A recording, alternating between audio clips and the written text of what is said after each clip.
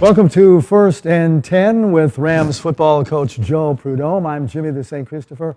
Rams totally thrashed Wayland Baptist last Saturday at Farrington. 63-7 is their third win of the season. That ties the most wins they've had since their rebirth in 2017. They rolled up 535 yards of total offense, allowing just 188 to the Pioneers, 5 touchdown passes, a pick six, bunch of sacks, bunch of TFLs. Coach, how happy? What are your thoughts on the big win? We played well. I mean, we came out and it was a bounce-back game for us coming off the Ottawa game and off the bye, and we wanted to get back to being what we think we can be, and that's taking care of the football, being efficient on offense, defense, really, getting back to creating turnovers, and being into much more attacking as opposed to, trying to catch a little bit. And special teams, I thought, had a real solid night. 2 missed extra points were the downfall, but then we came back and with some field goals. So I felt, all in all, I felt really good about it. I mean, we came out and, I told them in the beginning, let's make plays. Let's do what we can do. I said, let's play together. Let's have a solid game all the way around. And they came out of the gate. They were ready.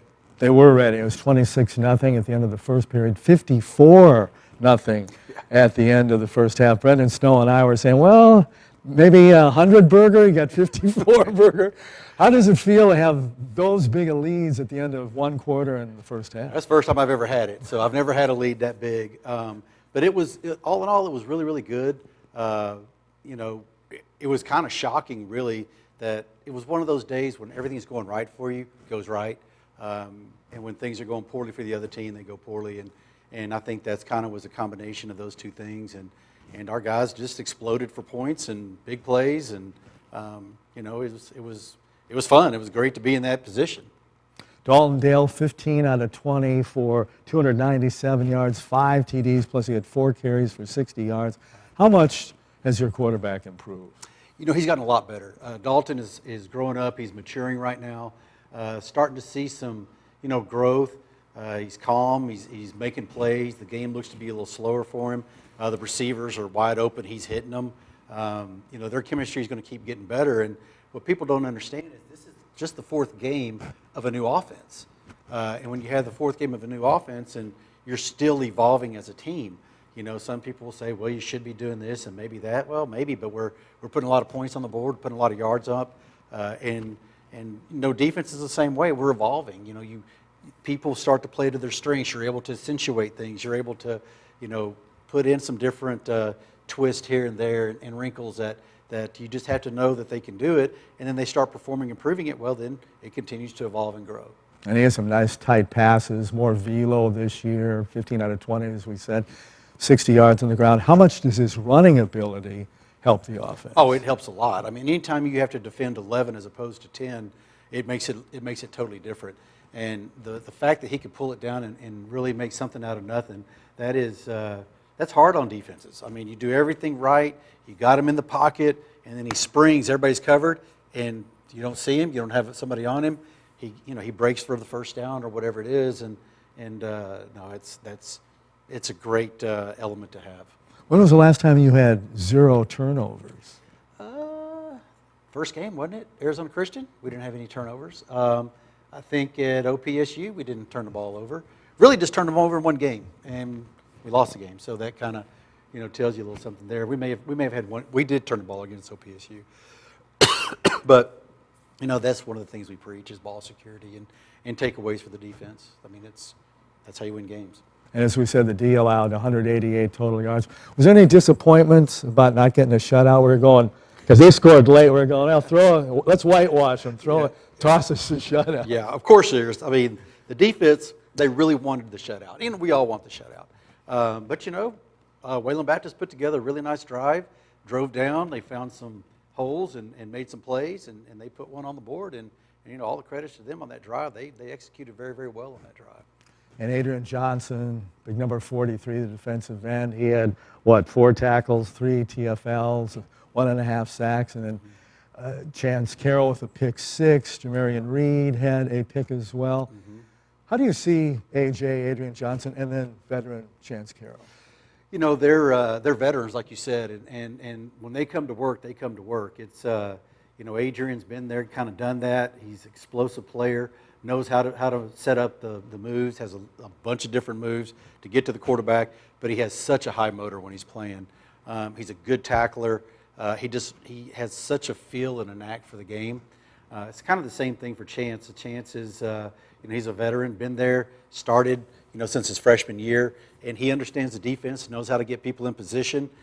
He sees things develop as they, start to unfold, and made a really nice pick, broke on the ball, and made several nice plays. And it's great to have some veterans on defense and on both sides, but on defense you can kind of see that veteran presence at times. And you mentioned the special teams and the kicking game. Are you alternating Daniel Trejo and Francisco Castile on field goals and then extra points? It's really kind of on a feel. I mean, Francisco kicked one, hit it, so he got to go again, then he missed it, and then Daniel went and he made it, and then he missed it. And so Francisco looked really good in pregame warm-ups. I mean, he was spot on. And I asked him, I said, well, Cisco, what happened? And I said, are you peeking at the rush? And he kind of looked at me real sheepish. He says, well, just a little bit. I said, all you can worry about, man, is the very center of that ball, your spot, and then hit it. That's all you have to focus on that and don't worry about it. And we made a couple of adjustments to the wings, which made a difference, Coach Townsend and Coach McLean, and it got a little bit more time. The space was there. Once Cisco saw he wasn't going to get it blocked, he started, right down the middle. So it was good. I got to see backup quarterback Drew Martin from Frisco Lebanon Trail at the Southwestern scrimmage a few weeks ago, and he got some playing time. He looked pretty darn good. Yeah. He's a bigger version of Dalton, and just a little bit bigger and very strong, and he's got a good arm. It's just the experience factor right now for him. The more that we can get him experience and playing and getting a feel for it, and there's no substitute for game experience. You could practice all you want. Game experience is different, and we really were glad to get him in the game and get a feel for it, and he's got a chance to be real special. He really does. Were you holding your breath when he jumped over the defender? Yeah, that was right in front of you. Yeah, I wasn't expecting that, and it was one of those moments where your heart kind of sinks, and you're just hoping he doesn't get hurt. I understand adrenaline. I understand getting excited. I didn't get onto him, bad about it. I just say, hey, man, come on, be smart. Don't put yourself in a bad position. Don't get hurt. And he was just so, jacked up to play that the adrenaline kind of took over. And you mentioned the backup time and playing time for backups like Drew Martin, and you started substituting. At what point did you think the route was on and when you could start thinking about putting in the second and third string guys? Halftime. You want to get those guys at least to the half, to get ready for the next game. And we hadn't been in that position very often to, where we're going to wholesale change everybody out. But we wanted to get our other guys a look. There was a couple guys that we didn't get in the game that we wanted to. But other than that, it was, almost everybody got to play. Not everybody, but almost everybody got to play. And they got some game experience, and that's what you want. And next week now back out on the road, next two games, going to Waxahachie to face SAGU. Yeah. How nice is it to just have a trip down the freeway? It's going to be great. As far as from a logistical standpoint and all the details that go along, it'll be welcome to not have to go so far. We had the two longest trips at the very beginning, and so just going to Waxahachie, as far as the trip itself, that'll be nice. That'll be nice. And they're 3-2 in the overall and 1-2 in the SAC. How do the Lions shape up? Oh, they're good. Their two losses are to Arizona Christian and Ottawa. It's not like they lost to somebody who was projected to be lower. They lost to some of the leaders on the board, and they're a very good team. Their D-line is outstanding. Their linebacking core is really veteran. The secondary is really athletic. Then you look over on their offense. The offense is very veteran. They've got a big offensive line that really operates well. They got one of the best, one of the best running backs in the conference. Dudek, he can play. Their receivers are all big old guys that are physical, that can outmuscle you, and they can run by you if you're not careful. And the quarterback Barlow, he was the preseason offensive player of the year, projected, from the SAC preseason stuff. We got our hands full. We got to go play. We got to execute. We can't turn the ball over. We can't get in a situation to where we're getting a track meet. We just want to be in a situation to where we play our game, let the defense do what they do, create some turnovers, offense take whatever they're going to give us, and just be opportunistic.